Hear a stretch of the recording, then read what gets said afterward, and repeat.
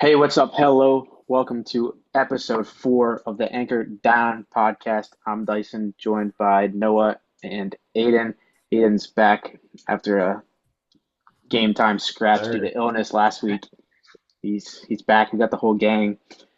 Pirates take a three game sweep from the Reds over the weekend in a fun series, and they'll start a 3-game series tonight out in Arizona after an off day yesterday. Guys, how you doing tonight? How we feeling about the Red Series? I'm feeling really good. Uh, a lot of people were worried about the Cardinals, and yes, that was not a good look, but we got back on track. This team's more professional than we've seen in the past. Um, they we have enough veterans on this team. They know how to adapt. I'm not worried about the season. Excited. I watched Big Bear hit a home run in person, so that was cool. Yeah, you guys were at the game Friday, and then Aiden, you were there Sunday. Yeah. I was I'll say this. The biggest takeaway I got with Sunday, the crowd was electric. They really were. It Yeah. was a 1-0 game, and there were cones, there were flags, there were people were standing. It was really cool to see. You don't see Sunday. that often. Sunday was a fun one. It was obviously Yeah, completely different than it the was the fast. It Saturday was completely different than the Saturday 17-7 blowout. But it was a fun, gritty 1-0 quality baseball game. This pitcher's duel. it It was was it was a very fun quick, one. just over 2 hours. It wasn't even 2.5 hours. Overall, what were some of your guys' biggest takeaways from the? I mean, we really. I feel like, in my opinion, I think it was just a complete series. We saw a little bit of everything. I mean, Friday we see 9-1. We see. One thing that stuck out to me Friday was we saw some guys that hadn't been producing. Henry Davis in particular. Ozuna hit a home run. Like we had some guys that were maybe struggling, were in a slump, started to kind of put it together on Friday. And then Saturday, you had the big 17-7 blowout. That was just, I mean, it was crazy to watch. It was like what is happening right Oh, now? And then Sunday, like I said, you see the 1-0 just pitcher's duel that we pull off in the eighth. And overall, I think he saw a little bit of everything in the series. yeah. Friday, we were at that game. It was really cool seeing Henry Davis hit. We don't see that often, and he just seemed to figure it out. Like he hit really well. Who else hit good? Reynolds hit very well. Ozuna Yeah. hit. Everyone hit well, and it's good to see a level of professionalism. They were at 500, bottom of the division, then they go sweep the Reds. Like they did what they needed to do against a division opponent. Which again, I cannot stress enough how important the division games are this season compared to years past. Yeah, going into May with every team still above 500 in the division is like kind of crazy. Especially because there's only three AL teams that are over 500. Uh, yeah, you got to win those divisional games, and we did. So good job, guys.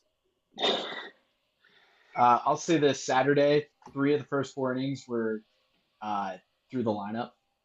Yeah, that I've was, I never mean, it was watched a game absurd. so dominant in the first 3 innings. I mean, we scored 15 first three, Hmm. maybe first four. The first four, I think. It was over before it even started. Lajinsky pitched fine, had a lot of strikeouts, did give up 5 runs, but I How mean, about how about those Reds pitchers? they look bad. They look really bad. I mean, Sunday, they got after us for sure, but ultimately, so did I Ashram. mean, it was just I was just in disbelief watching the 7 straight walks. I was like, this is insane. Yeah, the Reds roster looks bad. I mean, I don't know how else to say it. They just don't. They don't look like their record on paper at all. I mean, They're playing a good bit of baseball right now, absolutely, but I don't see it translating too far. I really don't. Yeah, they have a negative run differential, and the Cardinals aren't too far behind them either. I think theirs is only +3. Um, I think it's going to be very easy to overtake both those teams. Obviously, the Cubs are really good right now, but I don't feel too threatened by the Brewers either. Yeah, but those two guys are frauds. They I I'm just waiting for the collapse, and it could be starting for the Reds. Well, what do you guys honestly? Do you think who do you think finishes with a better record, the Cardinals or the Reds? Ooh. That's tough. Um, I I'm still gonna say the Reds, even though I think the Cardinals are better right now. I think the Reds. Frank Kona's, knows what he's doing. They got hot at the end of the year last year. Stars like Ellie, once Suarez is healthy, they're gonna step up. I still don't see them being that good, but they have more than South Stewart, obviously, who sucked against us. But they Bomb. have more than the Cardinals do. They just do. Yeah. I think I know that Cardinal series. I mean, JJ Weatherholt he's hot right now. Oh, yeah, he's great. He's really hitting the ball well, and I think he's just gonna be a good player overall. I think he's just good defensive second baseman as well. And but I don't know Cardinals. Both the teams I think like you guys said are frauds. They're not gonna be up towards the top of the division, but they definitely have some pieces. Obviously, the Reds, like you said, you got De La Cruz, you got South Stewart. TJ Friedl had a good series against us. He was hitting the ball well and giving us troubles. Pittsburgh native from Swickley. Really, I knew I knew Weatherhill was. I didn't realize Friedl was. Yep. There was a Reds player I don't remember them saying on the broadcast from Titusville. Was it Friedl From that was? Danville. Uh, Someone's from Danville. It's like more Central PA, I think. Yeah, but yeah, I mean both teams do have some quality young guys, but yeah, they're definitely Cardinals and Reds are gonna be up to top of the division for sure. Um, I mean pitching. What were your guys' thoughts on the pitching? We had Friday night. It was Keller. Yeah, it was Keller. Sorry. Mhm. Um, pitched. I don't have the line here, but he pitched a solid game. Yeah. Um, and Mojinski, 10 strikeouts, career high 10 strikeouts, but still gives up five earned. He confuses me so much. Like, I don't think I really care though about the 5 runs. It was a blowout before it even started. Yeah, that's true. You know? It was. Um, I mean, his yeah. stuff actually his stuff looked good. Like I think it was. It might have been the first and second inning that he had trouble, and then after that he Yeah, he started let up that cruising. home run. His He had first in five stri- 75 innings. he had five straight strikeouts at one point. His stuff was looking really good. He was cruising there Hmm. for towards the end of the outing, and Yeah, then I think it's 6 straight strikeouts. yeah, it was five or six. It might have been six because I think that I do Mhm. remember them saying that Skeens has like the record. He hit seven straight, or maybe not a record, but they said that Skeens did seven straight, I think he and did that against the Cubs yeah, it in was. his I remember third game. that. Yeah, Yeah. it was really early in his career, Hmm. and then Sunday Ashcraft. I mean, what an outing! 7 2/3, 4 hits, 2 walks, 6 strikeouts, and I mean, really one word. I mean, it was just efficient. It was just efficient It work. was perfect. I, Yeah, I I, mean, it I, was. there was nothing bad I could say. There really I mean, wasn't. you can't get a much better outing than that. It was. I was really sad he didn't get the win credited to him, obviously, but Yeah, that would have been cool. But yeah, I mean, if you go almost 8 innings, like no runs, like you'll obviously take Mhm. that every single time. So And I well, think this is huge for the bullpen too. Like we got a lot of rest this series. mhm. and then Keller went 7. had the off day Uh, yesterday too. yeah. Oh I mean, yeah. bullpen's Majinski honestly. went 5 2/3, but we put in what Davinsky, and it was a blowout. Like you Yeah. know. And then And that ended up Sunday, getting Kelly suspended, which yeah. If I And then Pirates will Sunday, be without Don Kelly tonight. yeah. Then Sunday, we only used one reliever, Soto, Mhm. right? Yeah, and he Yeah. Yeah. pitched an inning in a third, and Yeah. I don't think he had any trouble. It might have been perfect, or maybe one base runner. But yeah, honestly, I think the bullpen might be completely reset going to this Diamondback series after the off day I yesterday. I hope so because this is their chance to get back on track. I mean, they're bad. Yeah, They during this West Coast trip, I would realistically like to win like 4 out of 6. Arizona's like hanging around 500, but I think we can take care of them, and San Francisco is not that good. So, Yeah, Arizona's offense is legit. I think we can keep pace with them though. yeah. We get Skeens a day, Keller, Speaking of the Bubba bullpen, tonight. we they never called back up Dotel, did they? I don't believe so. Because it was they optioned him for Barco, and I thought it was just like a short term thing because that was it was I forget maybe last Tuesday or something when they really needed some help. But Yeah, yeah, yeah. Barco is he still in Pittsburgh like with the team or does he go back? Unless Davinsky might have took his spot, That might yeah I think he did. I think that is what it was. You might be right. which I don't see Davinsky making another start. Not after getting suspended. I think he'll get sent back down.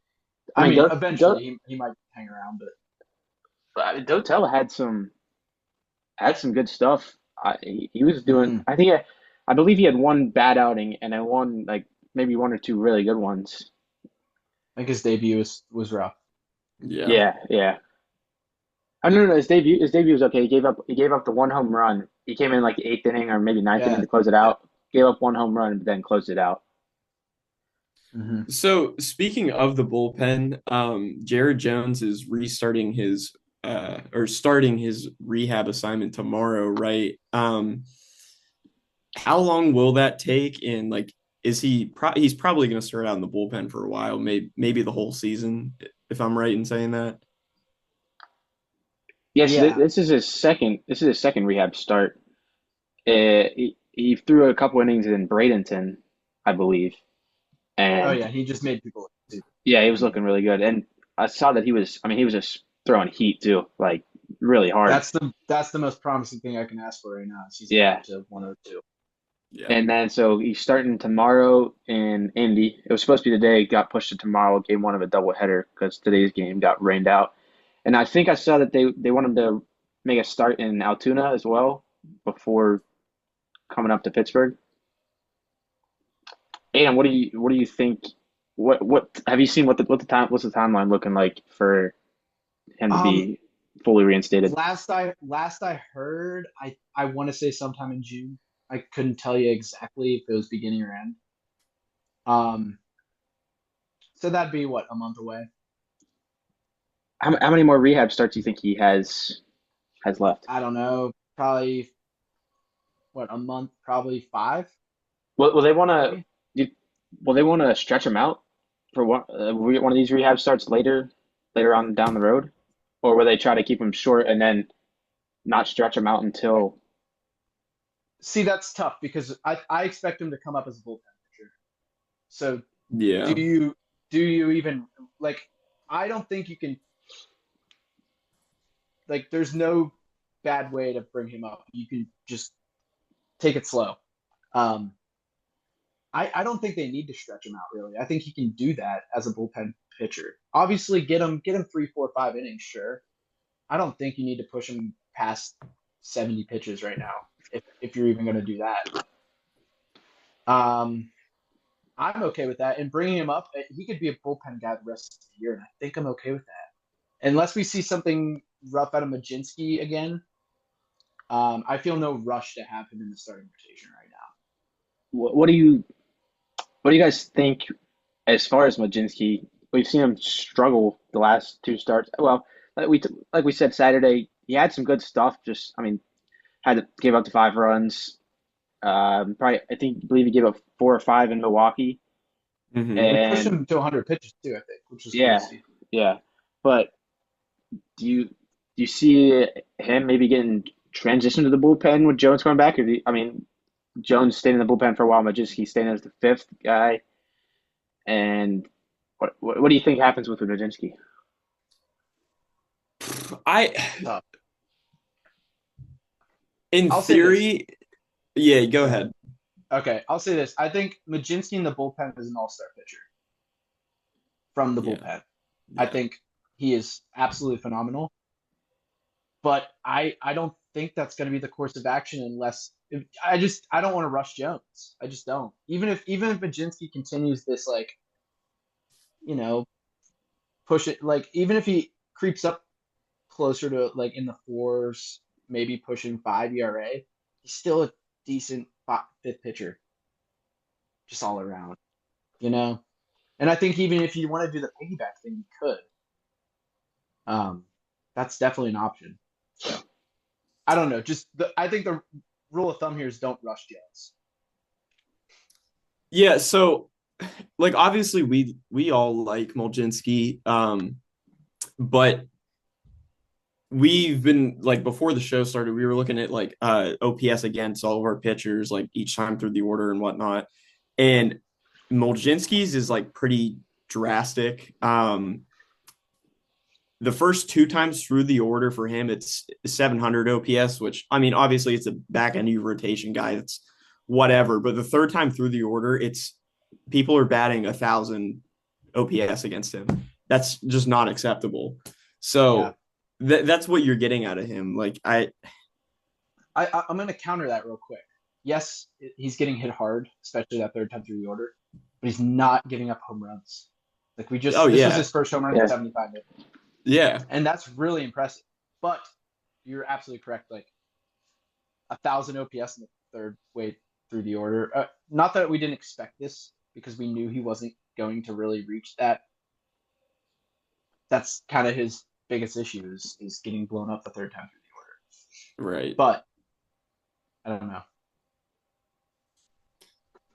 Yeah, I guess Jones like I mean, obviously you can't like plan this, but him being in the bullpen, like if he's available on a day that like Carmen throws, like that's reassuring because you could Yeah. pull him, even in the fourth inning, whatever. And I think Jones, even coming off an injury like this, he could probably go like 3 innings, I would think, and then you're set up for Yeah. Soto Santana. So Right. I mean, I think a key to this bullpen is right now, or when that happens, is if we can keep the arms fresh and utilize these actually the weapons that we have, the Matson, the Soto, the Santana.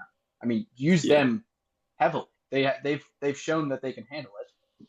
right. And try to avoid the Ramirez pitches fine. Try to avoid Montgomery and not avoid them. Just like I don't trust them in a close game. I would much rather have Soto and Santana. Right. So in the case of him coming back up, say like mid-June, whatever, are you sending down a bullpen arm or are you taking like a position player down? Bullpen. Yeah. One of the Sisk or Dubinsky or something. Okay. I don't think it's going to be One that of those deep. one of those fringe guys. Yeah, I'll say this about the bullpen before we move on. First pitch strike percentage is very, very low.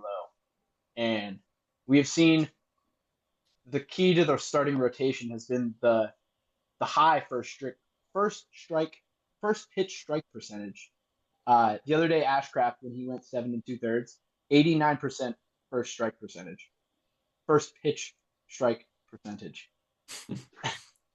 um, I think that's the key to efficiency. That's the key to like they have the stuff. Just throw first pitch strike.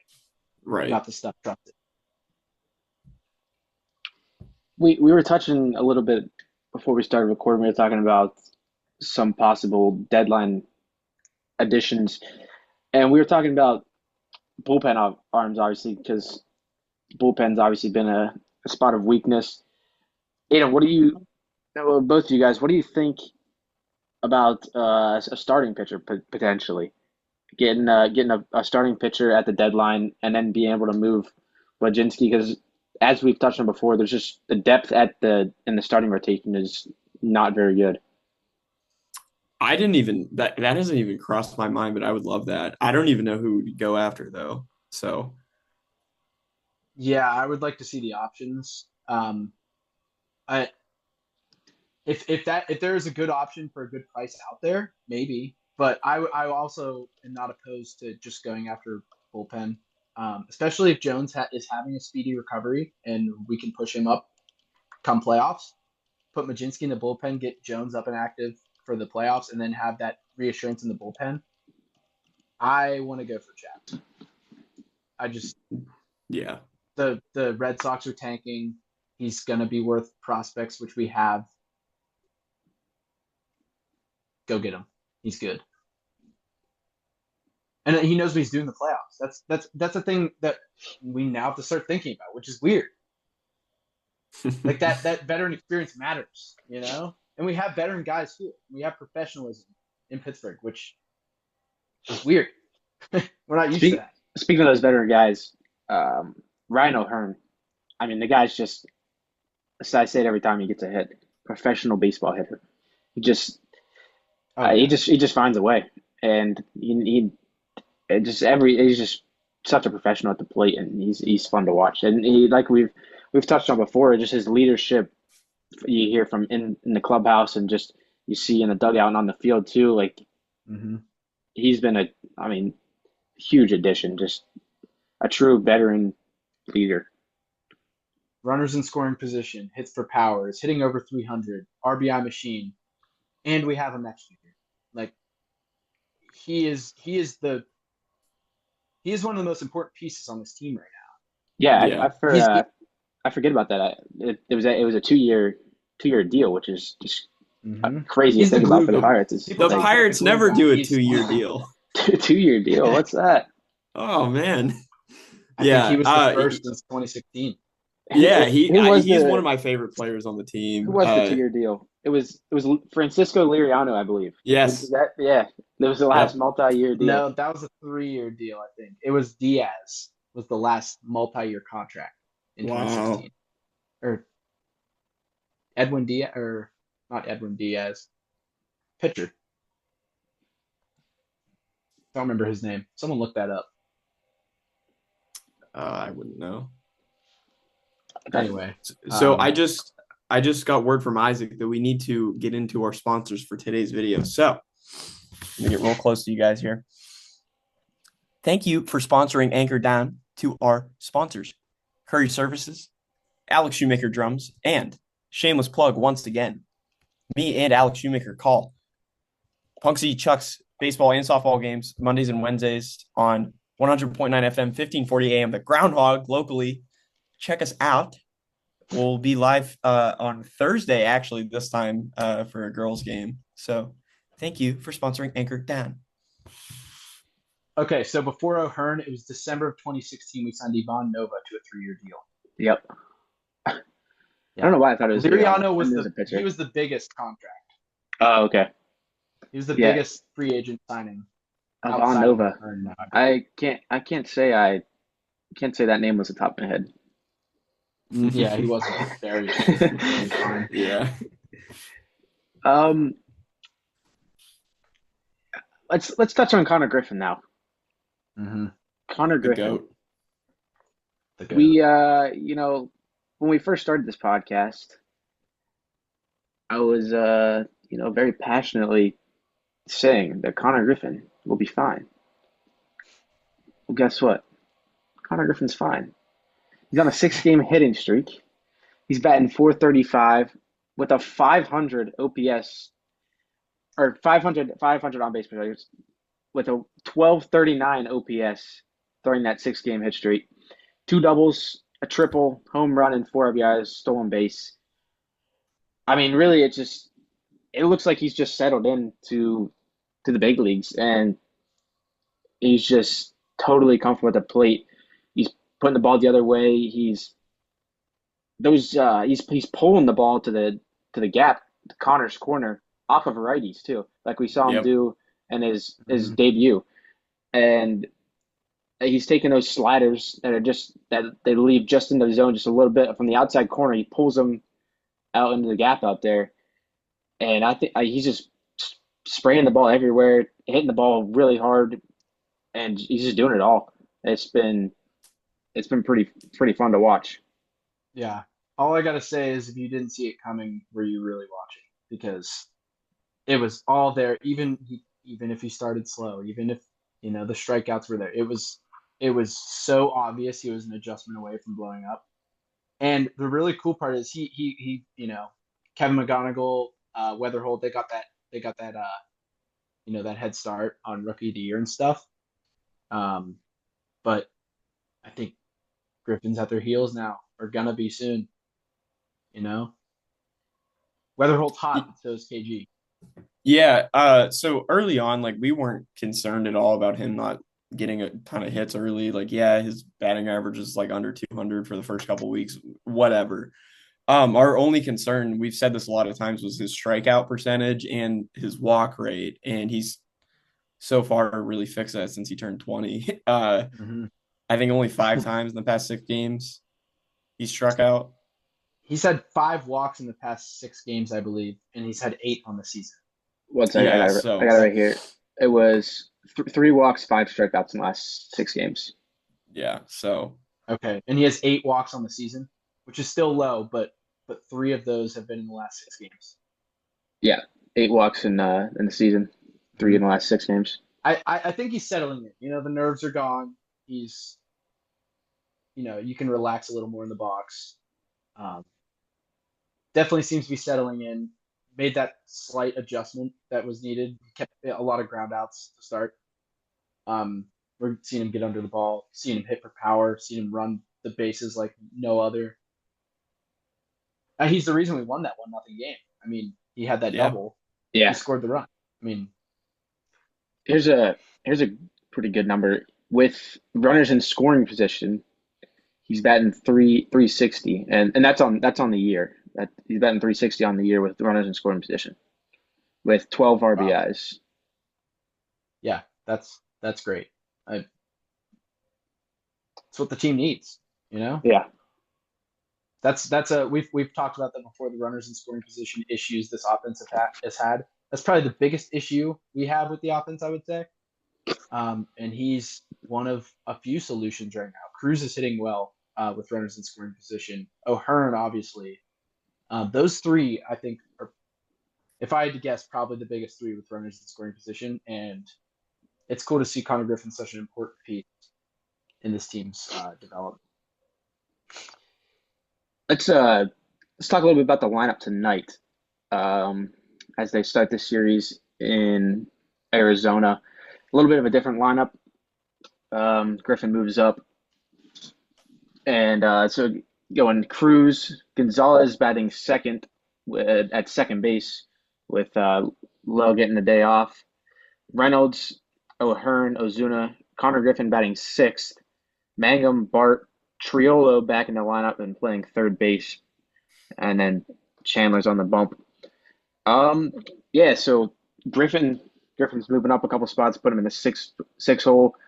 Nicky G getting a 2 spot tonight with Brandon Lau out. And Triolo back in the lineup. What do you guys think? Not a fan of Tree? I do not like him. I'm sorry, Jared Triolo. I think you're Please wrong. get off my baseball club. Aiden is one of the biggest. Well, I mean, he's a big Tree defender. And well, let's hear it. Yeah, I mean, all right. Let's hear this. It's nonsense. This is what I gotta say. I don't think he is that good of a hitter. I'll say that. Sucks. But I want you to compare this real quick. Last year, Joey Bart was the league average hitter. Okay. Can Jared Triolo hit as good as Joey Bart did last year? Yes, and it's not a question. Joey Bart was league average last year. Last year, 100 weighted runs created plus, maybe 101. I think third best on the team. Okay, Jared Triolo can do that. Yeah, that's sad. Jared Triolo can do that. Play anywhere in the infield and give you Gold Glove defense. The value is there as a bench player.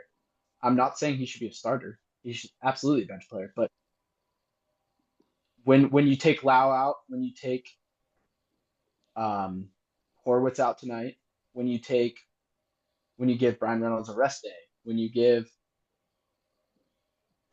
there's so many spots where he can just slide right in there, and this bench has a lot of depth. and I think he's just another super important piece to that bench's depth. I think when he settles in here, we're going to see him hit comfortably. I don't think he's going to be good. No, he's not going to hit any power. He's not really going to walk. He's just going to hit okay and play really good defense. And there's absolutely room on this team for that. There That's what I gotta is. say. There is. That is true. Now Joey Bart, I do not want on my baseball team anymore. I hate him. He's my least favorite Pirate. He's got to be here though. That's the problem. How's Endy doing? No. Fine. Okay. Hitting maybe 230. I think what we looked it up earlier, 222. I mean, it's nothing special. It's yeah. I mean, yeah. So recently, the thing is heating up. But the thing is Davis is just such a better defensive catcher, and you see, so much better to watch the games when Davis is catching. It makes such a big difference. You see the records, the records when the two of them, the splits, and Davis, I think Mart is darn near a losing record. I think when he's behind the plate, it's like behind a losing record. Yeah. Oh, really? Yeah, I don't think it's close. Yeah, I don't think it's close. Yeah, it's just it's weird, and like I heard on the fans day, they were asking Michael McHenry, like, is this just coincidence, or is this like McHenry's like, no, like it's definitely like there's a reason that Henry has such a better record.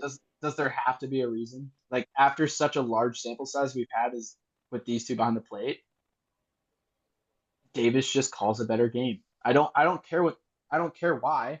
It just does. You know what I mean? Yeah. I will say though, I am glad we're giving our guys a lot of our guys a rest day today, especially if they get 2 off days because yesterday was a travel day. Yeah, I don't know, but Joey Bart not good. No, I'm not saying Henry Davis should be the everyday catcher. Obviously, you see that very common with catchers. 3 of the 5 days you play.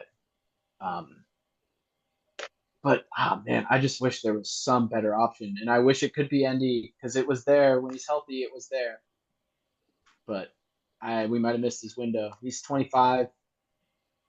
Catchers take a while to develop. He missed some of those key years with a lot of injuries. So, is it time to give up? Not yet, but I think he definitely has to spend some time in the minors here. I'm glad Jake Mangum's in the lineup tonight. Obviously, that guy. Who are they facing tonight? Rodriguez, pitcher. I think he pitched in the World Baseball Classic. Yeah. Is he ready? No, that's why Horwitz and Lauer out today. Yeah, those guys always bench. That seems to be a pretty common. That is true. I was just thinking since Mangum was in because Mangum hits right-handed pitching really well. So yeah, he does. But Mangum's been fun. He's been a great addition. You hear him mentioned on the broadcast. Him and guys like him and Billy Cook. There's guys that good teams have for late in the game. You gotta have their speed. You gotta have this play. He is full of fire. Yeah, those guys are. He's mad every time he grounds out. He's running super hard through the base. He throws his whole body with the ball. Yeah. Even if he's a average hitter, really. I mean, he has zero power. It's like literally nothing. And but there is a spot for that on the team, though. Yeah, it's like little league at bats sometimes. Like he's just hacking away and fouling balls off, and then pokes one through and runs it out like his life depends on it. And it's right. He's hitting 270 with a 650 OPS. Like that's not that good. But I would rather him hit over a lot of guys. Really, sometimes I'm like, I feel much more comfortable with Mangum in there than Ozuna in a tight situation than Joey Bart Bart or David. Yeah, especially Joey Bart. And even 270, that's good, but let's get that up a little bit. I want to see him hit that 300 mark like he did last year. That'd be really cool. Yeah. Yeah, I do love that he's on the team definitely. Those are, like I said, he's like one of those guys you just got to have coming off the bench. You see it all the time with now. Mm-hmm. on teams like Dodgers, Yankees. You just see like kind of these no name guys come in late in the game, but kind of make their mark in the playoffs because they're just having moments late in the games when they're needed. Andy Yeah. Pages, bro. I believe this is one thing I want to say. Nick Gonzalez is top 10 in baseball right now in average. He is, yeah. I believe there was a point this weekend he was number 2 in the NL. Could have been, yeah.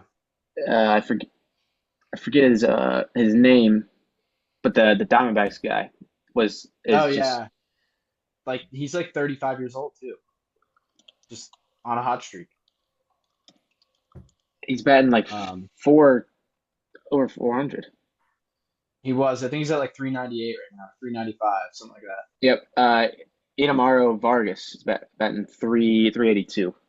Mm-hmm. 382 now. So, and I think Yeah. I believe off the top of Yeah. my head, Gonzalez is sitting around 330-ish still. 328. Yep. Yeah. So Just with came off like a Bubba 14 throwing game on base tonight, streak, what's that? 14 game on base streak, I think, Yeah. just ended. Yeah. All right.